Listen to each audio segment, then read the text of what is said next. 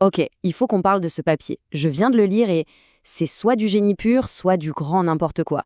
Ça propose une solution au plus grand mystère de la cosmologie actuelle, mais d'une manière tellement audacieuse que ça en est presque choquant. D'ailleurs, imagine la scène. Deux physiciens qui le découvrent. L'un est immédiatement braqué, hyper sceptique. L'autre, lui, est totalement fasciné. Alors, plongeons-nous dedans pour comprendre ce qui a pu provoquer une réaction pareille. Alors, pour bien commencer, il faut rappeler le problème. C'est ce qu'on appelle la tension de Hubble.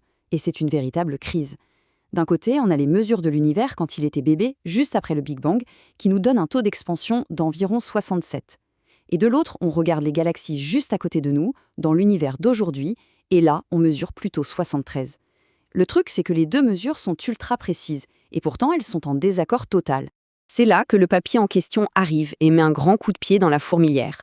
Il laisse tomber toutes les pistes habituelles, genre chercher de nouvelles particules, une énergie noire un peu bizarre. Non. Il pose une question d'une simplicité désarmante. Et si on cherchait tous au mauvais endroit? Si la clé du mystère n'était pas dans une nouvelle physique, mais cachée sous nos yeux, dans la géométrie la plus élémentaire? C'est le début du débat entre nos deux physiciens. Il faut vraiment mesurer l'ampleur du problème. On ne parle pas d'un petit écart, d'un détail, on parle d'une tension à 5 sigma. Pour ceux qui ne sont pas familiers, en physique des particules, 5 sigma, c'est le seuil pour annoncer une découverte. Ça veut dire que la probabilité que cet écart soit juste le fruit du hasard, c'est 1 sur 3,5 millions. Autant dire que ce n'est pas une erreur. C'est un vrai problème dans notre compréhension de l'univers. Et voilà, la crise, elle est là, sur ce graphique. En bleu, la valeur qu'on déduit de l'univers primitif, en rouge, celle qu'on mesure aujourd'hui. Et le point absolument crucial, c'est que les deux zones ne se touchent même pas. Leur marge d'erreur ne se chevauche absolument pas. C'est une incompatibilité totale, frontale. Et là, c'est le moment où notre physicien sceptique s'étrangle. La solution à cette crise majeure de la cosmologie, ce serait le nombre d'or, le fameux phi 1,618, celui qu'on voit dans les coquillages et les peintures de la Renaissance. Sa réaction est immédiate. Attention, une blague, c'est de la numérologie ça, ce n'est pas de la science. On peut totalement comprendre son scepticisme. Le nombre d'or, ça sonne plus mystique ou esthétique que physique fondamentale.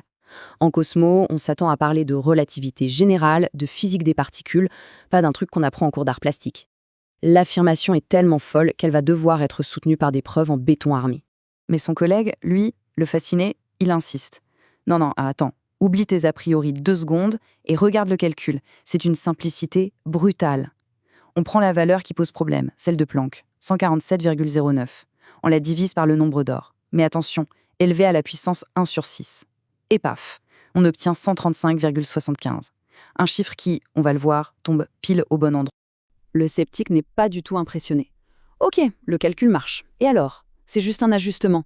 L'auteur a dû essayer plein d'exposants au pif jusqu'à trouver celui qui marche. C'est du cœur fitting, c'est pas une découverte. C'est la critique la plus évidente, la plus juste.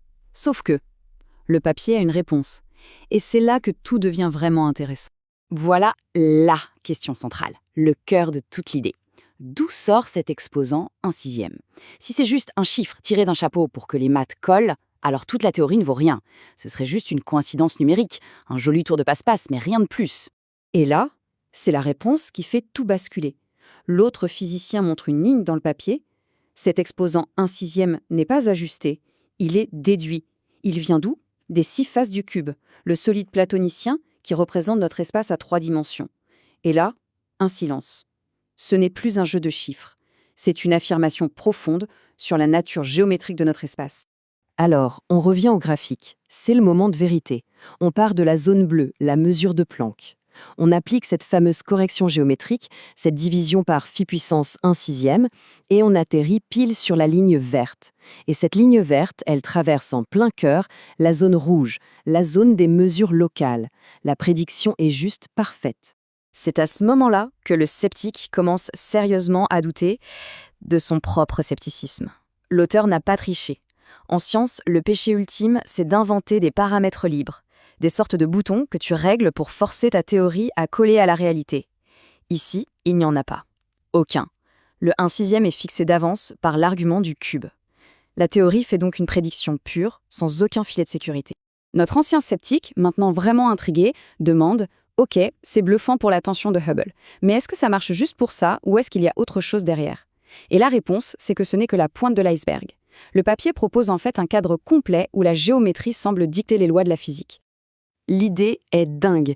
Les solides de Platon, ces formes géométriques parfaites, ne seraient pas de simples curiosités mathématiques. Ils structureraient les lois fondamentales. Le cube, avec ses 6 faces, serait lié à l'expansion de l'espace.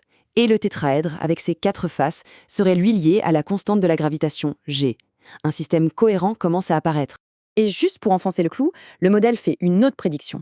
L'impédance caractéristique du vide, une constante fondamentale de l'électromagnétisme, la prédiction purement géométrique du papier donne 376,997 ohms. La valeur officielle, mesurée en labo, est de 376,730 ohms. On a un accord à 99,93%. C'est juste spectaculaire.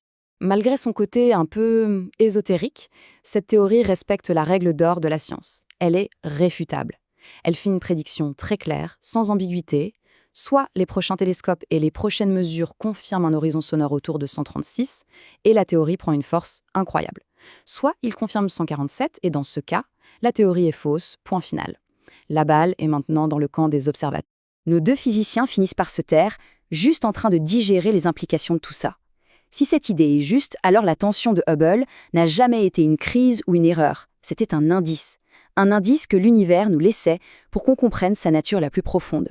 Et le papier se termine avec cette phrase qui est à la fois incroyablement poétique et vertigineuse.